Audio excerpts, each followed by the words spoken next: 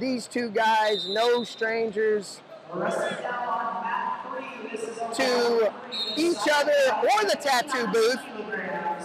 And Molinaro popping off lefty high crotch, the signature lefty high crotch. One of the best lefty high crotches domestically. A couple people come to mind. Metcalf, I believe was lefty. Molinaro, Bryce Sidoris. I know I'm forgetting some people. J.O., I think, settled into the weight. I didn't see a lot of signs of fatigue or fading late in matches. It's just been a grind of a World Team Trials. And you got Gable next door trying to close out 2 straight against Kuhn.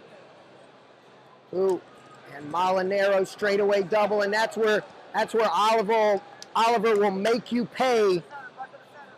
If you over-wrestle one tiny bit on the edge or in the center, Oliver can change directions. He's quick like a cat. Call him Whiskers.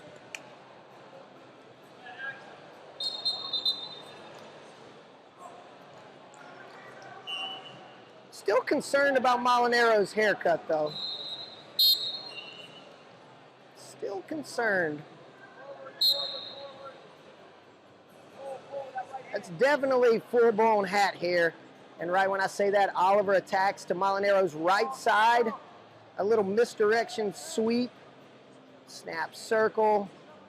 And it looks like J.O.'s not doing a lot at times. He sets a lot of traps. It's all about the tricks. It's not going to overwhelm you with physicality. It's not going to beat you to death with speed. But all his little motions and level fakes and hand placements pay dividends over the course of 6 minutes. They're going to put him on the clock. Me and Bader touched on this yesterday. Used to, when you got put on a clock, it was like the world's going to end. You got to fire off 3,000 attacks. Now it's literally no big deal. It happens every match, just about. Somebody goes on the clock if they're not scoring by the 2-minute mark.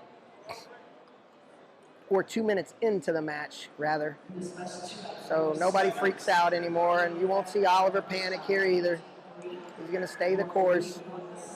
Oh, and a slick little duck to the backside. Molinaro squares up, and there's a sweep single to the left. Molinaro takes that leg away, 2-0.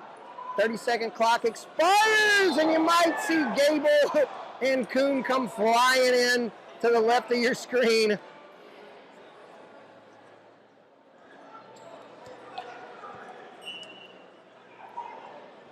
And again, Oliver foot faking, level faking, and then looks to wrestle off the elbows to the backside. Molinaro clears, outside step attack, and the first period's gonna end 2-0. Molinaro, collegiate career in Penn State, national champ his senior year, finalist, I believe, his junior year, lost to Kyle Dake, I believe that was junior year, stayed Nittany Lion Wrestling Club for a while, most recently on the staff at Virginia Tech, now Oklahoma RTC with Roselli and Guerrero, what a lot of people thought was going to be the next in line for the head job at Oklahoma State. And John Smith's going to live forever and looks like coach forever. So Guerrero moved on down to Oklahoma, now coaching the RTC down there with Roselli. Great situation. Oh, and a little snap down. PA style shrug. Just so happens Jordan Oliver is from the state of Pennsylvania. Easton, I believe, with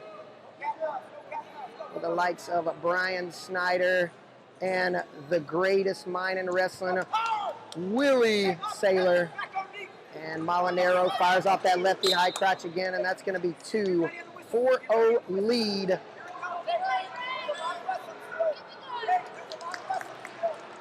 And Roselli reminding Molinaro that there is a lot of wrestling left to go, but Oliver got to start getting on his horse a little bit, all those traps and fakes.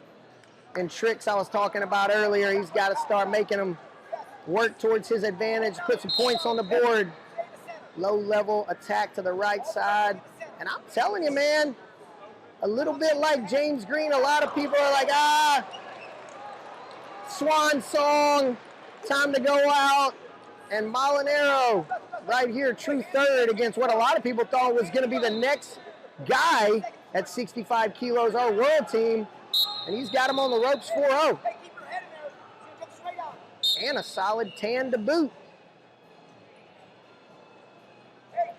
So the resets for Oliver, he's got to start resetting them and then following it up with something after Molinaro closed the distance. Those resets work. Lefty collar, looking low level. And Molinaro just out-positioning him. J.O. barely sniffed a leg this match. And Gable just making the ginormousness of Adam Kuhn look like it's not even a thing. Last year he got thrown around a little bit like a rag doll, and he is just controlling them to death. 8-1, I believe, over there. Whew. We got Jamil Kelly and Lee Pritz in the background. Oh, that's not Jamil Kelly. I can't see that far. That is Lee Pritz, though. Jamil Kelly ain't got any hair. That dude's got hair. I can't see that far. Ooh, straightaway shot for Oliver. Maybe that's Hazelin Garcia. That might be Hayes. And Oliver backs out. Oliver finally gets to a leg. Molinaro turns out, and this could be it right here if he cuts out the lace. 13 seconds, though. J.O. should have stayed on the legs. He got a better shot of a lace. Now he's going high gut, both feet to the right side. Can J.O. get in the closing seconds? He's looking up at the clock, and that's not going to happen. Molinaro downs Jordan Oliver for true third.